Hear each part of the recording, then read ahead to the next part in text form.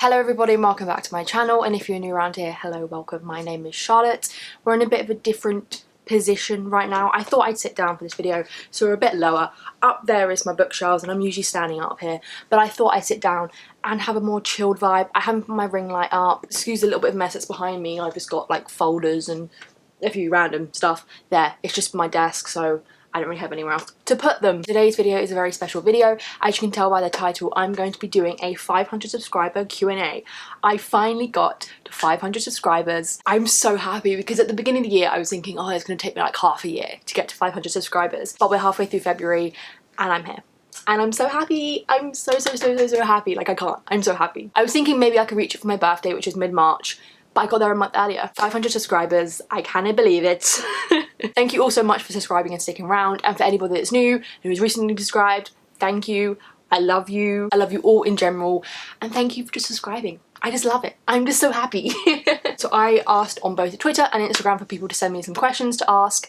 This is my first ever Q&A and I'm stressed, but I'm just going to answer all of them. So first question comes from Emily.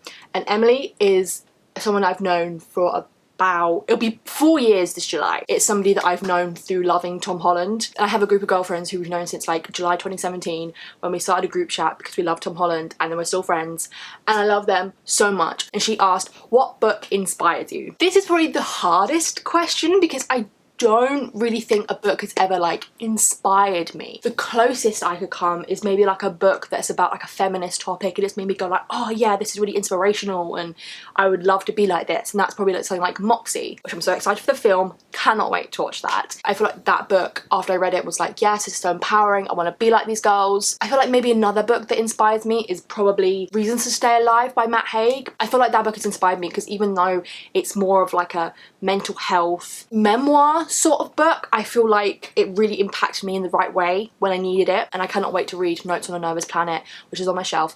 I'm going to read it at some point. I cannot wait. I feel like that's a very loose answer to this question, but I don't really feel like a book has ever gone like, I'm so inspired by it. Mafalda, the amazing Mafalda, asked a few questions, so I'm going to answer all of them. First she asked 2 questions and it's an underrated movie and an underrated book. An underrated book. I think I'm going to go with a book that I recently just finished, literally just finished last night. And I don't feel like it's completely underrated, but I don't feel like I see it talked too much on BookTube. It's more loved and kind of hyped outside of BookTube, I think, but some people have read it on BookTube, and that is Eleanor Oliphant is Completely Fine. I knew Connor liked this book and I was really excited to get into it and kind of nervous, and I wasn't really thinking I was going to love it, but I fell in love with that book. Oh my god, I was literally hugging it, telling it I loved it after I finished reading it. It was just so good and I loved the story and the characters, and it just hit me so hard in the best ways. And it was just one of those books that I could honestly read like a 5,000 page novel about, and I could keep reading and keep seeing these people's lives. I loved it so much, and I don't feel like many people on BookTube either have read it or they've probably heard about it and it's like, oh, I don't really feel like I'm gonna like it or don't really care about it, but it's amazing. I loved it so much, so much. And an underrated movie, Lord, there's so many underrated movies that I could talk about. The first one that comes to my mind is underrated outside of people who love film, and that is Swiss Army Man. I think this is probably one of my favourite underrated movies ever. Or it's the most underrated of some of my favourite movies. I remember when this film came out and I remember hearing it being like Daniel Radcliffe with some other actor in a film about a dead corpse, and I was like, okay, I don't really care. And then I started hearing that it was actually pretty good, and then I started falling in love with Paul Dano, as I do. I then decided to watch it because I was like, I've heard really good things and it's got Daniel Radcliffe in it as well, and it is so good. I love that film so much because not only is it just so funny and so clever, but it's got so much meaning behind it and it's so beautiful and so sad, but so amazing. Once you get past the fact that Paul Dano's character is basically just carrying around and becoming best friends with a farting corpse, get past that and then you'll love it. And I just love rewatching it all the time. And the music. Mafalda also asked, if you didn't have BookTube, what kind of YouTube channel would you have? I don't know if I'd have a YouTube channel if I didn't do BookTube, because I think books was the only thing at the time that I started that I was properly passionate about to start a channel about, and because obviously I was already deep into watching booktube, but that is what got me motivated to start YouTube, because I'd seen how people were on booktube and seen all the friends that they made and really wanted to be a part of that, so that's why I kind of started it. I think the only thing that I would make a YouTube channel about if it wasn't books is probably just films and TV. It's so obvious, which I feel like it's not really an answer because I still incorporate that into my channel now. I don't think I do any sort of YouTube channel if it wasn't either books, film or TV. I might do like travel vlogs or just vlogs in general, like days of my life sort of ones, but it's not like my days and my life is that exciting for me to make vlogs about it. So I feel like film and TV is the only thing that I send to a YouTube channel on if I wasn't doing books. Okay, moving to Twitter. I got a few questions on Twitter. So most of them are from my friends and they asked quite a few questions. So the first few are from Leah. Her first question is, how are your shelves organized? I have kind of 3 separate sections of shelves. Up here are all my read books, and they, apart from this shelf here, are all in alphabetical order. So the top 2 shelves, which are basically like right up to the ceiling, are done in alphabetical order. I've had to double stack some because I'm running out of room. And this shelf up here is all my favourites, all my favourite series and my favourite standalones. On that side of my room, on kind of the same wall, I've got just one shelf of all my Shadowhunter books because they need a shelf to themselves because there's so many of them. And then down there on the other side, kind of next to my chest of drawers, I've got a little kind of square shelving storage thing, which are all my TBR unread books. And they're all organised in page count. Don't ask me why, I just find it very nice to put it that way. I have a reason why, and I can't be bothered to go into it, but I just think it's really quirky and it's really different and I love it. Leah also asked, what's your favourite thing about booktube? My favourite thing about booktube is the friends I've made, and is being able to always talk to them and them always being there, and us being able to geek out on loads of stuff, and also being able to do that with other people on book Twitter and stuff. But I think I also love having this space where I can just speak, I can just talk, I can just let it all out, which I'm doing right now. It's kind of a way to get all the thoughts that I've got up here about stuff out, and it not be weird and not talking to myself, even though I am talking to myself right now, but it's justified because I've got a camera in front of me. I think that's one of my favourite things, is just the kind of relief and the venting that I get to do because of booktube. She also asked, if you could visit one fictional place, where would it be? I feel like I have a couple. No, I have quite a few. Definitely Narnia, because I want to find Caspian, but also just because I would love to explore it and just find all the places that, you know, we've seen the books and the films and just kind of relish in it and be like, oh my god, I'm here. I'd also love to go to Camp Half-Blood and live in Camp Half-Blood, because even though I'm like the least combat-y, physical active person and I'd probably die if I picked up a sword, I would love to just have that community fun feel of a family, of us all being like demigods. And even though I shouldn't answer this one, Hogwarts. I've always wanted to go to Hogwarts. I think everybody who's grown up with Harry Potter has always wanted to go to Hogwarts. But for a lot of people,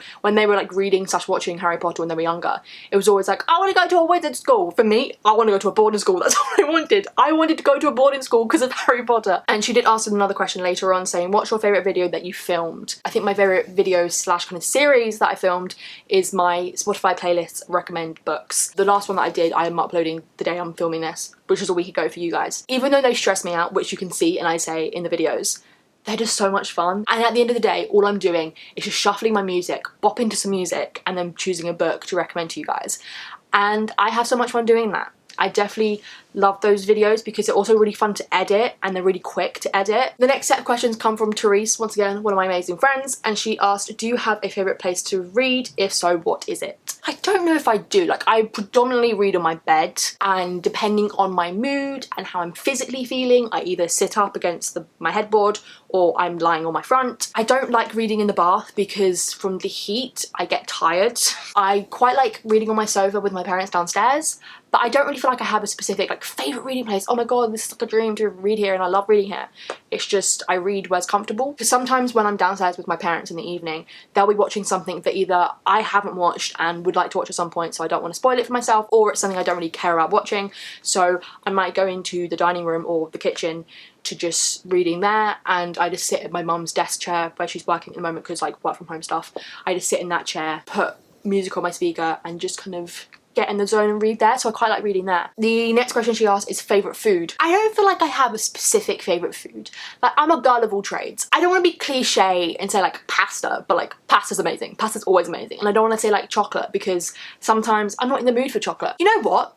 Bread. I probably have bread at least once or twice a day. And I think about it, I think it's bread. Because when I eat bread, I just feel so satisfied. And there are times, was it my last year of uni? If I'd had like a whole day on campus, if I had like a little in-between bit between lectures, me and my friend before our last lecture, we would go to the like on-campus shop and I would just get a loaf of, not a loaf of bread, but I just get like a ciabatta roll or just like a little roll of bread, and I just take that and eat that in my lecture, and people be like, are you just eating bread? I'm like, yeah, I can just eat bread plain, and people find it weird. I'm like, it's not weird. And then she also asked, can you badly give us a synopsis of the book you're currently reading? I feel like it's gonna be really bait, because this is a very popular book at the moment, or at least at the end of last year. If people know the reference, then they'll know the book. Girl becomes the silence from Doctor Who. If you know what the silence is from Doctor Who, then you should be able to work out what book I'm reading. So the next set of questions come from Andrew, and the first question that she asked is, why did you start BookTube? I kind of answered this when I was answering without this question, but the first time that I started BookTube was just because I wanted to talk about books and I loved watching BookTube, but then obviously I stopped doing that. But then I started again in August 2019, and that was because I was watching everybody's BookCon vlogs and being like, I want to be them. I want to be going to these conventions and meeting my online book friends and geeking out about books with them. And that's why I restarted. I wanted that community feel. And I think I crushed it. Obviously, I can't go to conventions because coronavirus. I have friends on BookTube that if we all got to meet, we just geek out and it'd be so great. It'd be amazing. Who's your favourite actor from the Shadow and Bone show?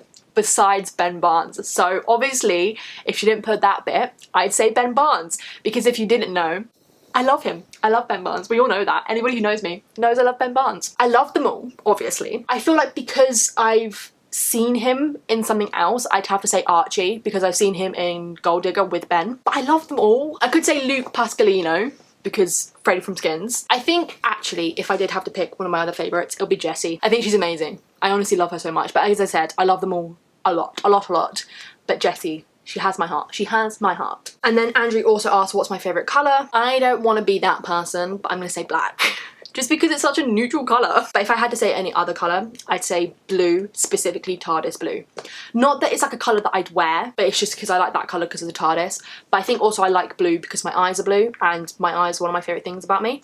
So blue. I like blue. Blue's a good colour. Lisa asked, once again, a collection of questions, and she asked, who's my favourite music artist? I love quite a few artists, and I love them all quite equally, and for different reasons. But I think if I had to pick one, it would have to be Lewis Capaldi. It's been nearly a year since I saw him live, and I miss him. What I've learned about myself over the few years, or the couple of years of listening to his music, is even though I can't like relate to his music because it's all about relationships and like I've experienced that, his music is such a comfort to me. And when I'm really stressed and I'm going through a bad time and I'm anxious, or I need to do something that makes me anxious, I'll just put his music on and it will calm me down. Like if I'm going out and I know I'm feeling a bit anxious, I'll listen to his music while I'm out, and that's why I think he's one of my favourites, or he's my favourite because of that reason. She also asked, pretty sure you like Five Sauce? Of course I do. So what is your favourite song / album of theirs? With Five Sauce, whenever they bring out a new album, I have to be like, that's my favourite new album. So obviously before Youngblood came out, Sounds Good Feels Good was my favourite album. Then before Calm came out, Youngblood was my favourite album, but then Calm came out.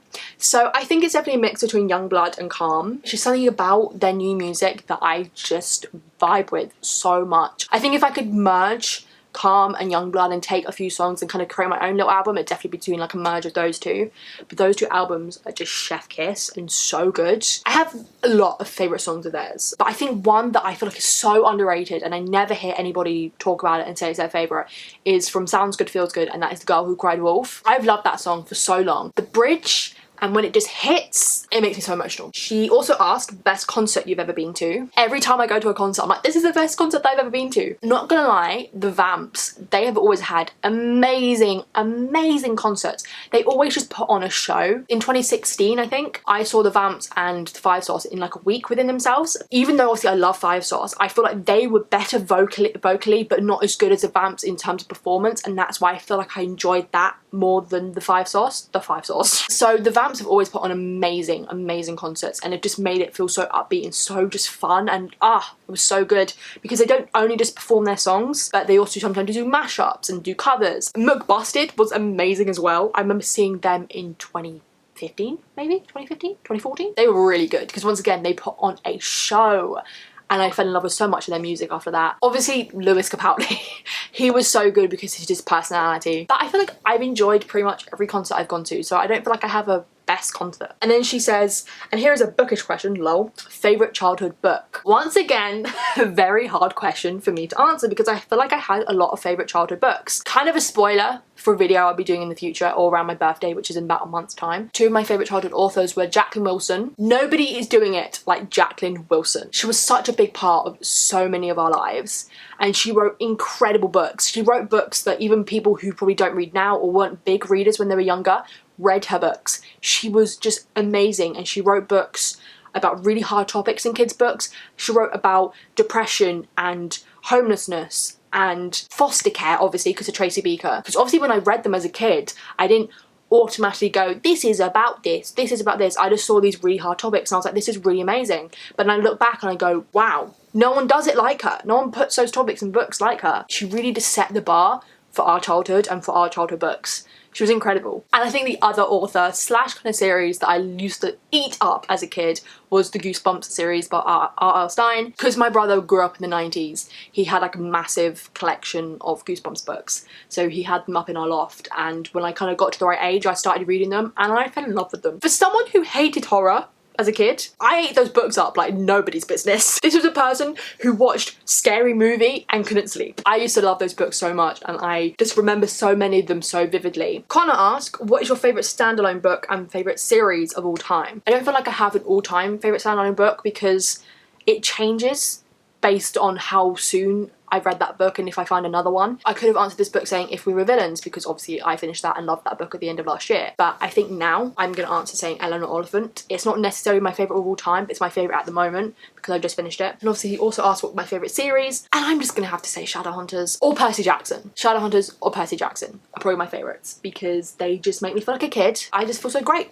when I read them, and I love the world so much, and I want to be part of those worlds so much. The next set of questions come from Anya, and her first question is favourite IPSC book. I could say You Should See Me in a Crown because that book is amazing, but I feel like one that is a bit underrated is Opposite of Always by Justin A. Reynolds. That book is so good. It's about main character Jack, and he meets a girl, and I forgot her name's out of my head. He meets a girl at a party, they kind of like each other, they start dating, but then she dies, and he then ends up going back in time, or kind of going back to the day that they met, kind of like a groundhog situation. He's able to keep reliving their time together and their relationship in hopes that he can save her. And I just enjoyed that book so much just for itself, and it was just so good.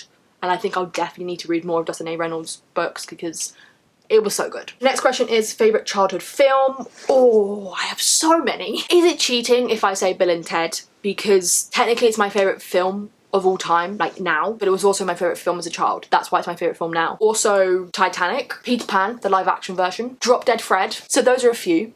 I don't really feel like I have one that I can definitively remember. There are a few films that I watched as a kid, like on repeat, that I haven't seen in years. I need to rewatch. Stuff like Clock Stoppers.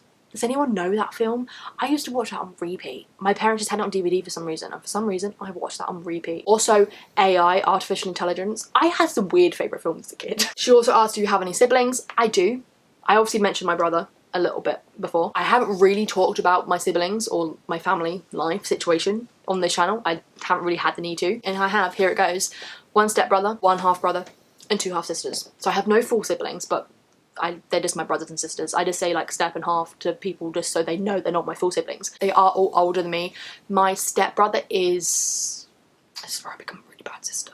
I think he's 43 or 44, I think. And then the youngest of them, which is obviously still older than me, she's 30 at the end of this year. So she's basically 29. I've all got nieces and nephews from all of them. I don't have any full siblings, and they're all my dad's kids. And it's very complicated, like I could do a whole video. Next question is, do you read more relatively unknown or relatively popular books? Popular books, but also like not. There are a few books that I've read that I'm like, no one knows this book, and that maybe my mum's picked up, that she picked up randomly in Tesco that I've read. But I think I do predominantly read popular books because I see them on BookTube and see people talking about them and go, oh, that sounds really great, or people really love that book, so I should read it. I am trying to push to read books, not just because they are popular and because I actually am interested in them and actually do want to read them, but I do think I read predominantly popular books just because I get my source of knowledge of books from BookTube, so of course they're going to be popular. She also asked favourite TV shows. I could be here forever. I have a lot of favourite TV shows. I'm just going to list them all off. I have them on my TV Showtime app. Some of my favourite TV shows are Sex Education, Years and Years, Queer Eye, Stranger Things, Gotham, American Horror Story, Shameless, Glee, Merlin, Waterloo Road, Friends, Supernatural, Doctor Who, Pose, Torchwood, Dark, Love Victor, and It's a Sin. As I said, there's a lot, so I'm not going to go into depth about any of them. For a TV show to become one of my favourites, it really needs to impact me and needs to probably make me cry at least once. But then after I've watched a TV show, I need that feeling of I could rewatch this for the rest of my life and be in love with it for the rest of my life. So that's what a lot of my favourite TV shows have in common. Anya also asked what is my favourite musical artist, but obviously I've already answered that, so I'll move on. And the last question, which is good, the last question comes from Ebony, and it's how many books do you own? I don't know. I used to count, then I kind of forgot to add books when I hauled them, and then get rid of books when I unhauled them. I'd say at least 200. I'd say somewhere between 200 and 250, maybe over 250, but I say between 200 and 300, something like that.